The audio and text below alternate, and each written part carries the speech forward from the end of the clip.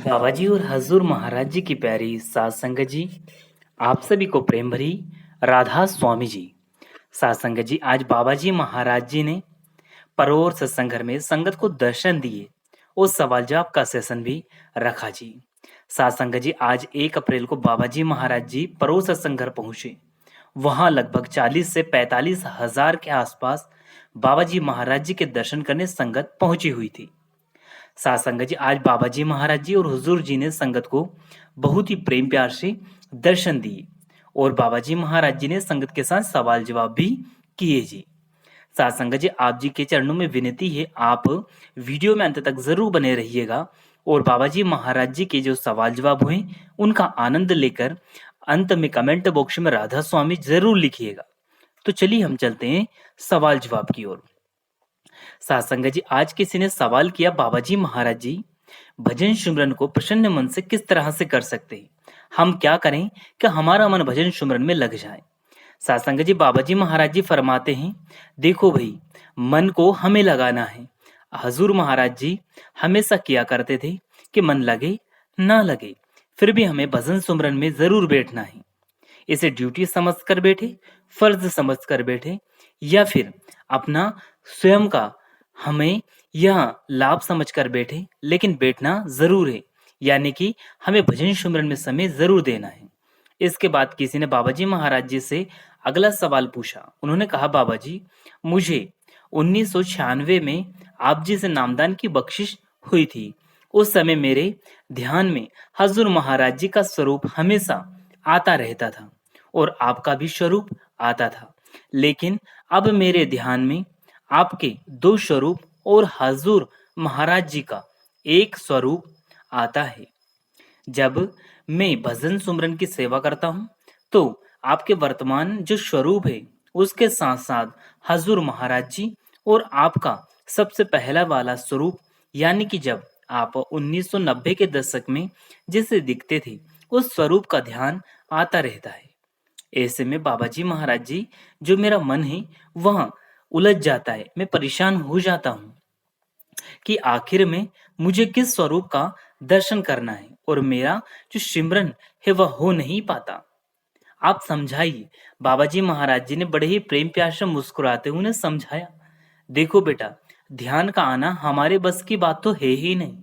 हमारा तो एक ही काम है, वह है कि हम जो नियम फॉलो कर रहे हैं उस प्रक्रिया से हम अपने भजन सिमरन करते चले। हमें बस सिमरन करना है। ध्यान किसका आएगा ये हमारे हाथ में है ही नहीं। जब हम सिमरन के साथ मन की एकाग्रता को बढ़ाएंगे तो ध्यान खुद ब खुद ही सही डायरेक्शन में टिकना शुरू हो जाएगा। हमें इस बात में कभी भी उलझना नहीं है कि ध्यान किस रूप का किया जाए। बस आप प्रेम और प्यार से सिमरन में समय देते जाएं।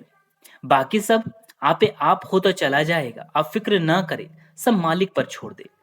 फिर किसी ने अगला सवाल भजन सिमरन के ऊपर किया, बाबा जी, मैं भजन सिमरन तो करता हूँ, लेकिन पता नहीं क्यों आज तक मैं वह रूहानी तरक्की हासिल कर नहीं पाया जो कि और सत्संगी भाई बहन कहते हैं कि उन्होंने शब्द धुन सुनाई दी, उन्हें प्रकाश दिखाई दिया, लेकिन मुझे आज तक कुछ भी सुनाई भी नहीं दिया और न दिखाई दिया।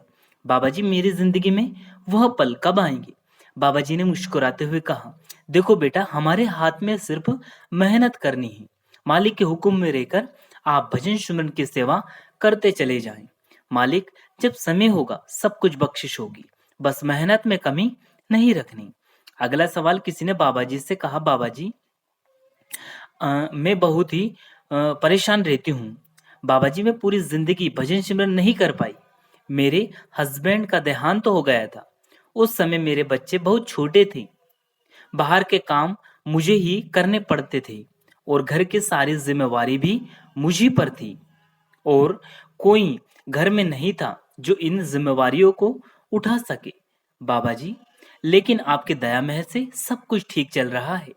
आज जब बच्चे अपनी जिंदगी में सेटल हो गए हैं तो मैं भजन सिमरन करना चाहती हूँ। कृपा करके बाबा जी महाराज जी मेरा मार्गदर्शन करें कि मुझे आगे क्या करना चाहिए। बाबा जी महाराज जी ने उन्हें समझाते हुए बड़ी प्रेम प्यार से जवाब देते हुए उनसे कहा, देखो बेटा, मालिक सब कुछ ठीक करता है और यह सब हमारे मन की प्लानिंग होती है और मन हमेशा प्लानिंग करता रहता है। मन का तो काम है हमें भटकाना। अक्सर इंसान सोचता है कि अभी जो बच्चे हैं वो छोटे हैं, अभी जिम्मेवारियां ज्यादा है, पहले ये सब कर लूं, वो कर लूं, बाद में भजन सिमरन कर लूंगी या कर लूंगा। लेकिन अगर इसी सोच के साथ चलते रहेंगे तो वह दिन कभी नहीं आएगा, क्योंकि जिम्मेवारियां तो मरते दम तक हमारा पीछा नहीं छोड़ती। इस संसार में जो भी आया है सभी ने देखा है कि जिम्मेवारियां मरते दम तक हमारे साथ रहती है। भजन सिमरन को जिंदगी की प्राथमिकता हमें बनाना ही पड़ेगा। इसे दूसरी जिम्मेदारियों के साथ संतुलित करना सीखो। जो समय बीत गया बेटा उसे छोड़ दो और अब आगे वर्तमान और भविष्य को संवारते हुए इसके बाद भजन सिमरन की तैयारी करो। क्यों? क्योंकि भजन सिमरन वर्तमान के साथ ही हमें प्लानिंग में हमें एडजस्ट करना होगा। जो हम अन्य जिम्मेवारियां निभा रहे हैं, ऐसे मालिक के नाम की जिम्मेदारी भी हमें इसी के साथ निभानी होगी। वरना वो समय कभी नहीं आएगा जब आप सुकून से भजन सिमरन के लिए समय दे पाए।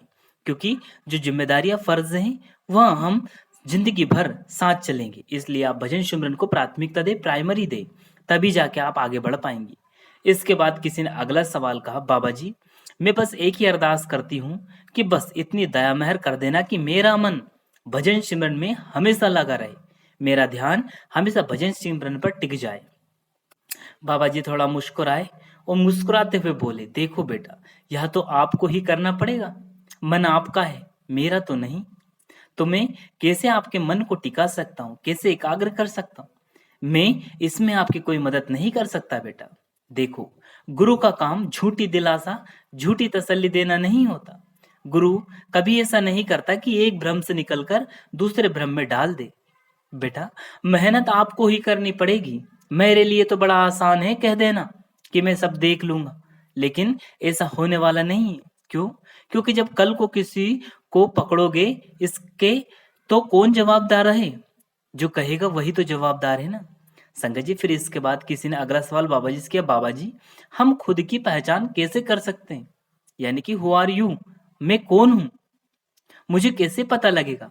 बाबा जी ने बड़े ही प्रेम प्यार से उत्तर दिया, देखो बेटा यह सवाल इंसान सदियों से खोजता आ रहा है, लेकिन इसका जवाब हमें कहीं बाहर से नहीं मिलने वाला, बल्कि जब भी मिलेगा स्वयं के अंदर से मिलेगा। ये वो चीज है जो हमारे अंदर खो गई है, लेकिन हम इसको बाहर ढूंढने में लगे पड़े हैं। बाबा जी ने आगे फरमाया, देखो बेटा जैसा कि कहा जाता है कि मैं सोचता हूं इसलिए मैं हूं, लेकिन यह सोच आती कहां से है? यह मन से आती है। तो क्या इसका मतलब यह हुआ कि हम सिर्फ मन तक सीमित हो गए? नहीं, ऐसा नहीं होता। हमारी असली पहचान मन से बहुत परे है। खुद को जानने के लिए हमें अपनी सूरत को जागृत अवस्था तक ले जाना होगा। जब हमारी सूरत जागेगी तो हमारी सूरत का शब्द से मेल हो जाएगा, तब हमें अपनी असल पहचान का एहसास होगा। इसके बाद सासंग जी अगला सवाल किसी ने बाबा जी महाराज जी से पूछा। सासंग जी उन्होंने कहा, बाबा जी क्या यह गलत है अगर सेवादार सेवा के बदले आपसे यह उम्मीद करे कि जब भी कर्मों का हिसाब किताब होगा तो आप उन्हें माफ कर देंगे? बाबा जी मुस्कुराए और बोले, बेटा कर्मों का नियम तो अटल है। जो कर्मों का कानून है उससे कोई संत महापुरुष अवतारी पुरुष कभी बच नहीं पाते। यह सोच कि हम बाहरी सेवा करके अपने कर्मों से बच जाएंगे, यह हमारी सबसे बड़ी भूल है। बाहरी सेवा का मुख्य उद्देश्य मन को एकाग्र करना, मन को निर्मल करना, मन को झुकाने से है। बाहरी सेवा से निर्मलता आती है, प्रेम आता है, लेकिन बाहरी सेवा से कर्म खत्म कभी नहीं होते। बाहरी सेवा से मन की पवित्रता बढ़ती है, जिससे हमें अपने कर्मों का बोझ उठाना आसान हो जाता है। मगर कर्मों का हिसाब सिर्फ और सिर्फ बाहरी सेवा से मिटने वाला नहीं है। अगर कर्मों को कोई खत्म कर सकता है तो वह है मालिक के नाम का सिमरन, और वह भजन सिमरन तो हमें किसी भी हाल में करना ही पड़ेगा। इसके अलावा कोई रास्ता है ही नहीं। बाबा जी ने बाबा वाणी का उदाहरण देते हुए फरमाया, शब्द कर्म की रेख कटाए, शब्द शब्द से जात मिलाए। संगत जी इसके बाद किसी ने बाबा जी महाराज जी से कहा, बाबा जी पूर्ण संत सदगुरु को पहचानने का सही रूप क्या है? हम कैसे पहचाने कि यह पूर्ण गुरु है? हमें कैसे पता लगेगा कि सच्चा गुरु कौन है? बाबा जी ने समझाया, सबसे पहले यह समझना जरूरी है कि गुरु वास्तव में होता कौन है।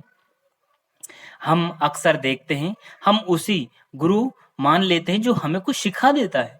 जैसे स्कूल के शिक्षक या जहाँ हम काम करते हैं, वहाँ हमें काम सिखाने वाले को हम गुरु कह देते हैं। लेकिन सच्चाई यह है कि बेटा, गुरु कोई शरीर नहीं होता, गुरु तो शब्द है। लेकिन क्योंकि हम अभी तक शब्द तक नहीं पहुंचे, इसलिए शुरुआत में हम उसी को गुरु मान बैठते हैं जो हमें मार्ग दिखाता है। बाबा जी ने आगे फरमाया, शब्द ही असली गुरु है, लेकिन शुरुआत शरीर से होती है, क्योंकि ज्ञान हासिल करने के लिए शरीर को शरीर ही समझा सकता है। इसके बाद किसी ने बाबा जी महाराज जी से अगला सवाल अपनी फैमिली के ऊपर कहा, बाबा जी, मैं आपसे बस इतनी ही अरदास करना चाहती हूँ कि आप मेरी फैमिली पर, मुझ पर हमेशा दया मेहर करना और मुझे नामदान की बख्शिश करना। सासंग जी बाबा जी मुस्कुराए, कहा, बेटा, मालिक सब पे दया मेहर करता है, बस आप उसके हुक्म में रहें, उसके बहाने में रहें और कभी भी वो काम ना करें जिससे मालिक नाराज हो, बाकी सब कुछ ठीक होगा। इसके बाद बाबा जी से किसी ने अगला सवाल किया, बाबा जी, ऐसा क्यों कहा जाता है कि जब तक सही समय नहीं आता या किस्मत में ना हो तब तक इंसान गुरु को हासिल नहीं कर पाता और ना ही गुरु की पहचान कर पाता है। बाबा जी मुस्कुराए और बोले, बेटा, यही तो मालिक की दया है। अगर वह चाहे तो वह हमें इतनी समझ, उस शक्ति दे सकता है कि हम उसे पहचान सके।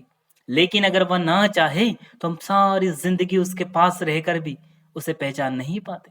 चाहे कोई रोज उसके पास बैठे या कहाँ, यहाँ तक कि उसके घर में रहे, लेकिन जब तक गुरु की दया मेहर नहीं होती तब तक सच्चे गुरु की असल पहचान करना असंभव है।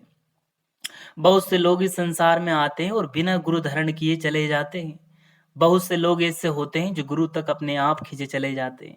यह सब मालिक की दया मेहर से होता है। सासंग जी, फिर किसी ने अगला सवाल बाबा जी से कहा, बाबा जी, आपने कहा कि शब्द गुरु के रूप में शरीर के दायरे में आकर हमारी आत्मा को मुक्ति का मार्ग दिखाता है। लेकिन बाबा जी, क्या आत्मा के पास इतनी शक्ति, इतनी ताकत या इतनी समझ नहीं कि वह शब्द की पहचान करके खुद ही उसमें समा सके? बाबा जी ने बहुत ही प्रेम प्यार से उनको समझाते हुए कहा कि बेटा, यही कारण है कि शुरुआत में गुरु और शिष्य दोनों को शरीर के दायरे में आना पड़ता है। शरीर के जरिए से ही हम इस मार्ग को समझ पाते हैं और इसे अपनाने का तरीका सीखते हैं। मालिक ने मनुष्य शरीर को इसीलिए विवेक की ताकत दी है, जिससे इंसान शरीर में रहकर उस युक्ति को अपना सके जिसके जरिए आत्मा और परमात्मा का मिलाप हो सके। लेकिन सच तो यह है कि शरीर तो नश्वर है, आज नहीं तो कल इस शरीर को छोड़कर हमें जाना है।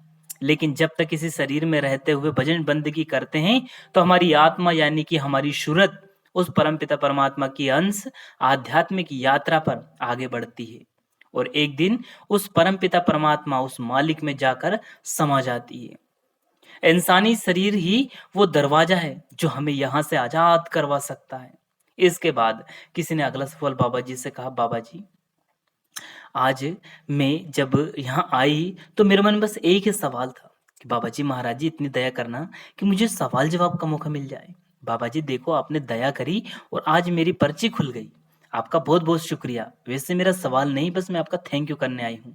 तो बाबा जी ने कहा, बेटा, इसके अलावा कुछ और भी पूछ सकती है। यह सुनकर संगत भी हंसी, वह लड़की भी हंसी, लेकिन वह कहने लगी, बाबा जी आपका बहुत बहुत शुक्रिया जो आपने मुझे यह मौका दिया। बाबा जी मुस्कुराए और वह लड़की राधा स्वामी करके बैठ गई। सत्संग जी, इसके बाद किसी ने अगला सवाल बाबा जी से कहा, बाबा जी, जब मैं सेवा करने जाती हूँ या सत्संग घर जाती हूँ तो मेरे कुछ जानने पहचानने वाले मेरा बहुत ही मजाक उड़ाते हैं। वो लोग सत्संगी तो नहीं है, इसलिए मेरा मजाक उड़ाते हैं। और सबसे ज्यादा दुखी तो मैं तब हो जाती हूँ जब मेरे अपने ही लोग ऐसा करते हैं, यानी कि जो मेरे खास रिलेटेड दोस्त हैं वो सब ऐसा कहते हैं। बाबा जी ने उन्हें बहुत ही प्रेम प्यार से उत्तर देते हुए कहा, उन्होंने समझाया, बेटा, हमें सत्संग या सेवा दुनिया के दिखावे के लिए नहीं करना। सेवा का मतलब क्या होता है? सेवा का अर्थ होता है देना। हम अपने खुद के लिए तो सारी उम्र करते हैं। जब हम किसी को, दूसरे को निस्वार्थ भाव से देना सीखेंगे, उसे सेवा कहते हैं। अगर कोई हमारे बारे में कुछ कहता है तो हमें उसकी परवाह नहीं करनी चाहिए।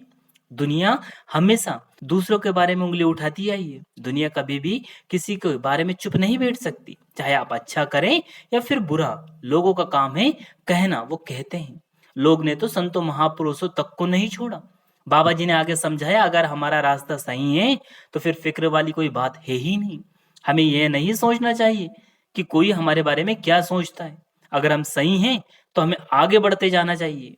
आप इसलिए बेफिक्र रहें और मालिक पर पूरा विश्वास रखें। इसके बाद किसी ने बाबा जी महाराज जी से कहा, बाबा जी सच्चे पातशाह है मेरे मालिक, इस दुनिया में अगर कोई सच है तो वह केवल और केवल आप ही हो।